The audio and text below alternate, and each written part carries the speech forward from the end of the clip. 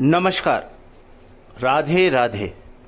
मैं astrologer palmist नील नरेंद्र अपने इस वीडियो में आपका हार्दिक स्वागत करता हूं और हमेशा की तरह करबद्ध आपसे प्रार्थना करता हूं कि यदि आपने मेरे इस चैनल को सब्सक्राइब नहीं किया है तो प्लीज़ इसे सब्सक्राइब करें और बेल बटन प्रेस कर दें, जिससे आने वाले वीडियो का नोटिफिकेशन सबसे पहले आपको प्राप्त हो। देखिए, आज जो वीडियो का विषय है निश्चित तौर पर बहुत ही इंटरेस्टिंग है, साथ में बहुत ही महत्वपूर्ण जानकारी है, जिसे बार बार लोगों के द्वारा रिक्वेस्ट करने पर मैं इस वीडियो को बनाने जा रहा हूँ। देखिए, लोग बार बार जब भी हमसे कोई संपर्क करता है, चाहे वो व्यक्तिगत हो, चाहे वो सोशल मीडिया के थ्रू हो या आपके कॉल्स पर हो, जनरली लोग एक प्रश्न करते हैं कि सर, हमें पूजा किस तरह करनी चाहिए। साथ में जो घर में हमारा पूजा घर होता है, जिसे हम पूजा घर कहते हैं या जिसे हम मंदिर कहते हैं, उसकी स्थापना या वो किस स्थान पर घर पर हो जिससे हमें सबसे अधिक सुख और वैभव, शांति और आनंदमय स्थिति प्राप्त हो। तो देखिए, इसी विषय पर मैं आज आपको कुछ महत्वपूर्ण जानकारी देने जा रहा हूं, जिन छोटी छोटी चीज़ों का भी अगर आप ख्याल रखेंगे तो निश्चित तौर पर आपके घर में सकारात्मक ऊर्जा की वृद्धि होगी और नकारात्मक ऊर्जा जो है वो समाप्त होगी। देखिए, जो मंदिर या पूजा घर हम हमारे घर में स्थापित करते हैं, उसका प्रमुख उद्देश्य होता है एक प्रभु को याद करने का या प्रभु के चिंतन के लिए हम एक स्थान निर्धारित करते हैं, जिस स्थान पर खड़े होने के बाद हम प्रभु से एकाकार हो सकें या प्रभु में के चिंतन में हम अपने आप को और गूढ़ता से, यानी कि पूरी कंसंट्रेशन के साथ भगवत चिंतन कर सकें। इसलिए पूजा घर का जो स्थान है वो काफ़ी महत्वपूर्ण हो जाता है इस दृष्टिकोण से। देखिए, अगर हम हमारे शास्त्रों की बात माने तो हमारा पूजा घर जो है वो इस तरीके से स्थित होना चाहिए कि पूजा करते समय हमारा मुंह जो है वो नॉर्मली प्रयास ये करे कि हमारा मुंह पूर्व की ओर हो। इसका मतलब ये हुआ कि पूजा घर की स्थापना पूर्व या नॉर्थ ईस्ट, जिसे हम कहते हैं ईशान कोण के बीच में, या इन स्थान पर पूर्व या नॉर्थ ईस्ट के जो एरिया है उसमें आप कहीं पर भी स्थित करें तो निश्चित तौर पर आपका मुंह उस समय पूरब की ओर होता है और पूरब की ओर की गई प्रार्थनाएं शास्त्रानुसार फलित होती हैं कि मतलब, या आप जिस मंत्र का जाप करते हैं, जिस भी पूजा अर्चना को आप करते हैं, उसका पूरा फल आपको प्राप्त होता है। अब देखिए, पूजा घर को लेकर के भी कई लोग प्रश्न करते हैं कि सर, कितना बड़ा होना चाहिए, कौन सी धातु का बना होना चाहिए। तो देखिए, मेरा अपना जो व्यक्तिगत मत है, यानी कि जो ज्ञान मुझे अपने माता पिता, गुरु और इष्ट से प्राप्त हुआ है, उसके आधार पर मैं आपको ये बात बताना चाहता हूँ कि पूजा घर जो है वो सबसे श्रेष्ठतम स्थिति जिसकी मानी जाती है वो मानी जाती है वुडन, यानी कि वो लकड़ी का बना हो, क्योंकि जो लकड़ी का जो पूजा घर होता है ये सकारात्मक ऊर्जा की वृद्धि में सहायक होता है। इसके बाद जो दूसरा नंबर आता है वो आता है संगमरमर, यानी जिसे हम संगमरमर मार्बल बोलते हैं। उससे बने हुए पूजा घर को भी श्रेष्ठ बोला गया है, लेकिन फिर भी ये लकड़ी के पूजा घर से ज़्यादा श्रेष्ठतम स्थिति में नहीं होता। इसके अलावा धातु से, किसी भी धातु का बना हुआ या किसी अन्य मटेरियल का, एलॉय का, या किसी भी तरह की जो चीज़ें आजकल नए नए मटेरियल आने लगे हैं, उनसे बना हुआ पूजा घर कभी भी इस्तेमाल नहीं करना चाहिए। और साथ में मेरा ऐसा मानना है कि जब भी आप वुडन का पूजा घर बनाएं तो उस पर जो सनमाइका होती है वो लगी हुई नहीं होनी चाहिए। कोशिश ये होनी चाहिए कि वुडन पर ही आप कोई कलर करें या वुडन पर ही आप ओरिजिनल वुडन के अंदर ही उसको बनाने का प्रयास करें, तो वो पूजा घर श्रेष्ठतम स्थिति मानी जाती है, यानी उस पूजा घर को श्रेष्ठ माना जाता है। अब मंदिर की स्थापना की बात है तो यहाँ पर मैं आपको बता दूं कि मंदिर जो है वो प्रमुखतः उसकी स्थापना का जो यानी कि किस ऊंचाई पर हम इसे रखें, उसके लिए हमारे वास्तु के कुछ नियम हैं और वास्तु के नियम ये कहते हैं कि पूजा घर में भगवान के जो चरण हैं वो हमारे हृदय के बराबर होने चाहिए।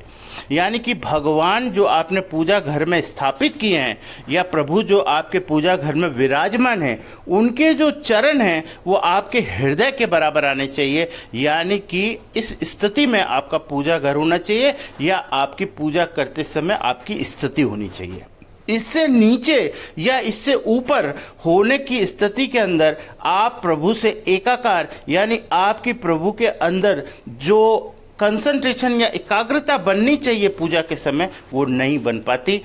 इसलिए पूरा प्रयास ऐसा करें कि भगवान के चरण जो हैं वो आपके हृदय के समतुल्य हो जाए, जिससे कि आपको प्रभु के से चिंतन करने में आपकी एकाग्रता कई गुना बढ़ जाए और आप जो जाप या मंत्र जाप कर रहे हैं या जो पूजा अर्चना कर रहे हैं वो पूर्ण रूप से फलित होकर आपको फल प्रदान करने की स्थिति में हो, यानी शुभ फल प्रदान करने की स्थिति में हो। दूसरी चीज जो मैं यहाँ पर बताना चाहता हूँ आपको कि कई लोग ऐसा भी पूछते हैं कि सर भगवान के कौन से मूर्ति या किस तरह का विग्रह जो हम कहते हैं प्रभु का वो हमारे इसमें होना चाहिए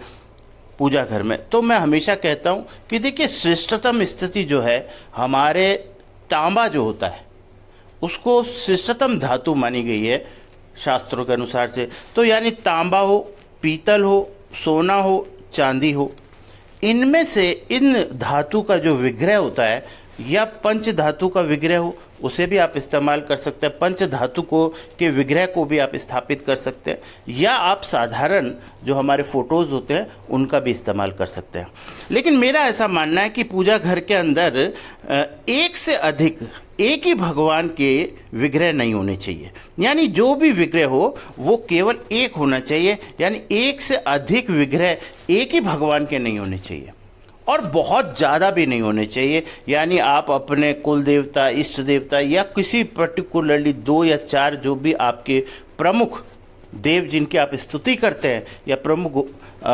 हमारे प्रभु जिनकी आप स्तुति करते हैं या जो आपके इष्ट हैं या आपके द्वारा जो आपके गुरु के इष्ट हैं या आप जिस इष्ट की आराधना करते हैं या जिस आप प्रभु या जिस इष्ट का आप स्मरण करते हैं या जिनकी आप मंत्र उपासना करते हैं, उनके विग्रह अगर आपके पूजा घर में हो तो श्रेष्ठतम स्थिति है। कई बार पूजा में अगर आप नॉर्थ ईस्ट के अतिरिक्त किसी भी डायरेक्शन के अंदर आप अगर विग्रह आप पूजा घर को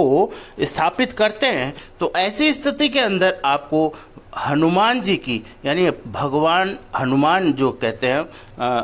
जो लॉर्ड हनुमान, उनका एक विग्रह आपके पूजा घर के अंदर अवश्य होना चाहिए अगर आप नॉर्थ ईस्ट के अतिरिक्त किसी भी स्थान पर आप पूजा घर बनाते हैं।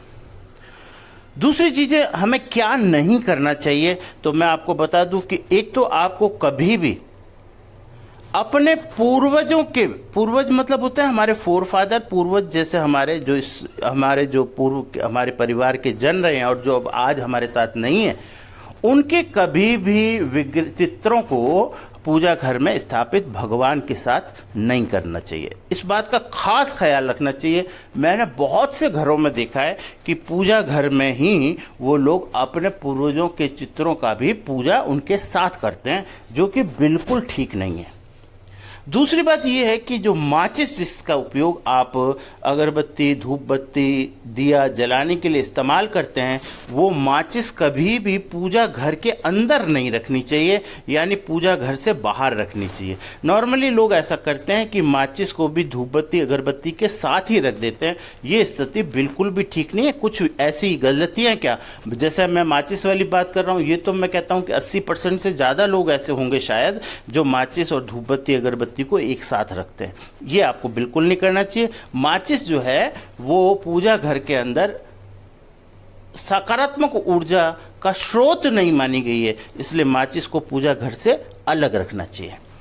खास तौर पर दूसरी चीज मैं जो बताना चाहता हूं वो ये है कि कभी भी किसी सीढ़ी, जैसे हम सीढ़ी चढ़ते हैं और उसके नीचे कोई स्थान बना लेते हैं, उस स्थान में पूजा घर को कभी भी नहीं बनाना चाहिए। इस बात का आपको विशेष ख्याल रखना है, क्योंकि कई घरों के अंदर मैंने ऐसी स्थिति देखी है कि जैसे मान लो ये सीढ़ी चढ़ रही है और उसके नीचे ये स्पेस बन गया और लोग यहाँ पर इस तरीके से कभी कभी पूजा घर की स्थापना कर लेते हैं। ये बिल्कुल ही आपके घर में दरिद्रता का सूचक है, यानी आप धीरे धीरे दरिद्र होते चले जाएंगे और आपको पता भी नहीं चलेगा। ऐसा कहा जाता है कि मंदिर, जो पूजा घर आप घर में बनाते हैं, उसके ऊपर कुछ भी चीज़ नहीं होनी चाहिए। यानी उस मंदिर के ऊपर सीधी आपकी जो कमरे की दीवार जिस पर आप जिस में आपने पूजा घर को स्थापित किया है, सीधी वो दीवार होनी चाहिए और इसके ऊपर कोई कबोर्ड, कोई अलमारी। कई बार लोग ऐसी गलती भी करते हैं जो मैं आपको बता देता हूँ। जैसे मान लीजिए इस तरह से वार्डरोब बनी हुई है या अलमारी कोई बनी हुई, तो लोग इस जगह पर यहाँ पर पूजा घर बना लेते हैं और इसके ऊपर और भी कुछ और सामान रख देते हैं। इस तरह की स्थिति कभी भी आपको करनी नहीं है। इस बात का विशेष ख्याल रखना है कि आप ऐसी गलती ना करें। यानी कि जो बात को मैं मना कर रहा हूँ, तो आप अगर आपके घर में वैसा है तो उसे आप ठीक कर लीजिए। दूसरा, कई बार लोग कहते हैं कि सर मंदिर की सफाई कब करनी चाहिए, यानी कि जैसे हमारा मंदिर है, मूर्तियाँ विग्रह है और वहाँ पर धूप बत्ती, दीप बत्ती, अगरबत्ती ये सब चीज़ें जलती है, तो कई तरीके की चीज़ें होने से मंदिर जो है उसकी स्वच्छता पर फ़र्क पड़ता है। तो उसे साफ़ करने का जो एक नियम है, वो नियम यह है कि हर शनिवार को आपको मंदिर को साफ़ करना अति आवश्यक है। शनिवार यानी सैटरडे को, शनिवार को जो व्यक्ति अपने मंदिर को हर शनिवार को अगर नियमबद्ध तरीके से अपने मंदिर को साफ करता है, तो उसके घर दरिद्रता कभी नहीं आती। यानी वो वैभव और संपन्नशाली और धनाढ्य होता है जिसका मंदिर हर शनिवार को साफ होता है। तो इन सब बातों को अगर आप ध्यान रखें, और तो निश्चित तौर पर मेरा ऐसा मानना है कि आप जो पूजा घर आप घर में बनाते हैं और जो पूजा करते हैं और उसमें जो आप प्रभु का नाम लेते हैं, जो आप मंत्रों का जाप करते हैं या प्रभु का आप कोई आरती अर्चना करते हैं या किसी भी तरह का कोई धार्मिक अनुष्ठान करते हैं, तो उसका पूर्ण लाभ आपको प्राप्त होता है। आपके घर के अंदर सौभाग्य की वृद्धि होती है, आपके घर के सदस्य लोग स्वस्थ रहते हैं और मस्त रहते हैं। साथ में आपका जो घर है वो आनंद से भर जाता है, यानी कि स्थिति जो है वो आनंदमयी हो जाती है और आपके घर के अंदर एक पूर्ण भागवतिक सकारात्मक ऊर्जा का प्रवाह हमेशा होता है। Thank you very much. अगर वीडियो का ये कंटेंट आपको पसंद आया तो इसे लाइक, शेयर और कमेंट्स करें, साथ में शेयर भी करें। अगर आपको ऐसा लगता है कि ये वीडियो किसी को शेयर करने से उसको लाभ होगा, तो निश्चित तौर पर उतना ही लाभ आपको प्राप्त होगा। Thank you very much. Radhe Radhe.